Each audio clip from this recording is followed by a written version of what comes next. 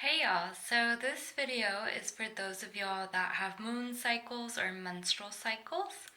And this is a video for self-love and reclaiming your womb space and your feminine blood that has healing properties from a place of like power. And so this video might be a little triggering for some. However, I'm really getting called to share this message for some of y'all. So here goes. So for those of you that are familiar with working with your period blood in like ways that patriarchy has taught us not to, that some of this is old news for you, but stay tuned because this also goes for those of y'all that are seasoned in the self-healing journey, but that could still benefit from what I'm about to share.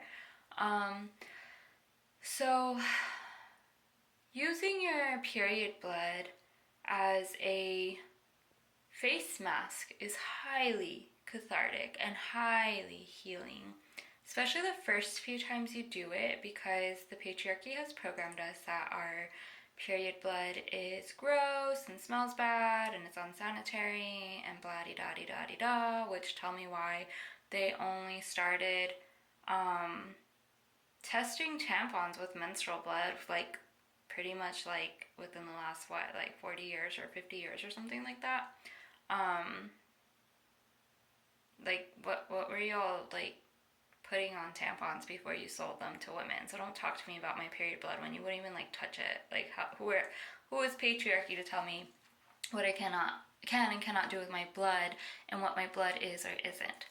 And so that said, putting it on your face can be very healing because you'll smell yourself. It'll bring out like waves of emotions. I remember the first time I did it, I kind of wanted to cry because I was like, whoa, like this is not, I'm not in hell, I'm still alive, I'm not getting burned at the stake, oh my goodness. And like there's something very like primal and raw about it. It's definitely like something to do if you're like rewilding yourself or reconnecting with your inner wild woman.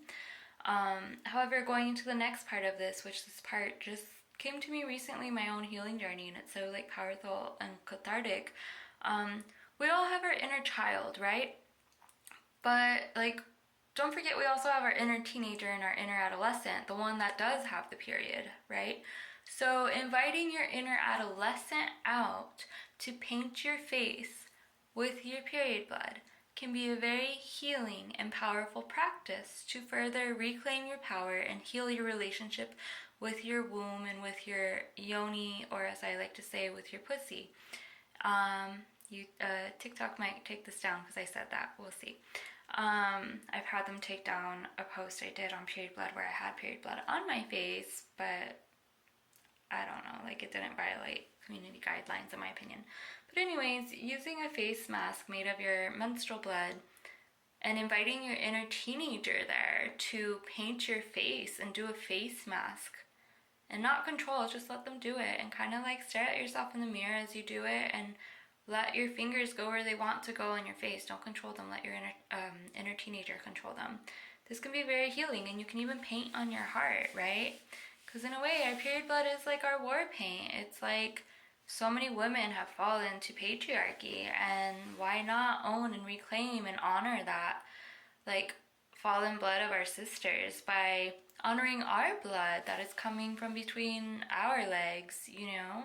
And it's not gross, it's not unsanitary. I mean, goodness, like men are now studying period blood to try to replicate the stem cells that it creates, while at the same time telling us that we're gross.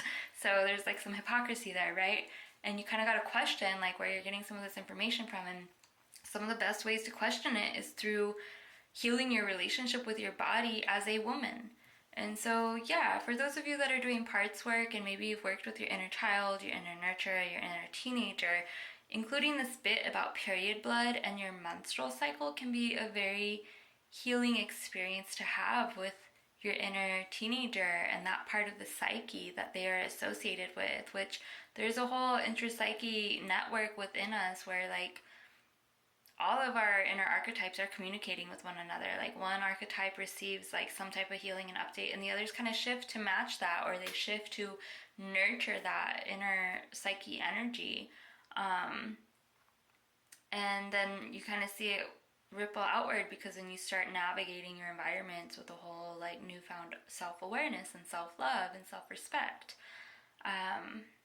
So yeah, I just felt really, really called to share that message with y'all. Like, face mask, paint your face with your period blood, but invite your inner teenager to do it. This is a radical self-love and self-acceptance practice for those of y'all women or people that have menstrual blood, that would really, really like to connect with their inner teenager in this way and have that experience. For those of y'all that are no longer bleeding but still would like to connect with your inner child in this way, or inner teenager in this way, perhaps you can like play with like maybe doing like a mud mask or a clay mask, like and maybe like dipping some of your yoni juice into it and mixing it around with your finger, and then asking your inner teenager to come out and paint that part of you. I know some people started healing their journey after they stopped bleeding, and so it can be kind of like you feel like you're missing out because you can't do it, but you can.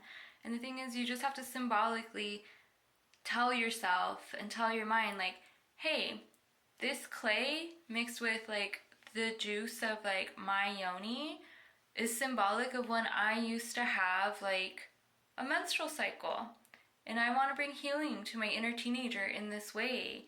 And get on board with me, mind. I would really appreciate it. Thank you so much. And talk to your mind. I talk to my mind out loud all the time. I talk to my body out loud all the time. They're always listening. There's nothing wrong with having a conversation with your body to help you heal your relationship with yourself. A lot of people who hate themselves, they talk in their mind behind closed doors, really hateful things. However, it's like when you start talking lovingly to yourself and start coaching yourself through stuff out loud, you can really move past some of those mental blocks, because the body and mind are listening, and they will get on the same page if you just give them guidance and direction. And screw what anybody outside of you thinks. Like, they could be like, oh, that's what schizophrenics do, which my little brother is schizophrenic, and it's not cool to make fun of schizophrenics. But like, ignore them. Like, if people are gonna make fun of you, you don't want them in your life anyways. And if people don't accept you with your period blood, you don't want them in your life anyways. If there's some like douchebag guy that's like, oh, periods are gross and blah blah blah, get him out of your life. Like, own your beauty and reclaim your feminine power, because you are so worthy of that, and you are so beautiful.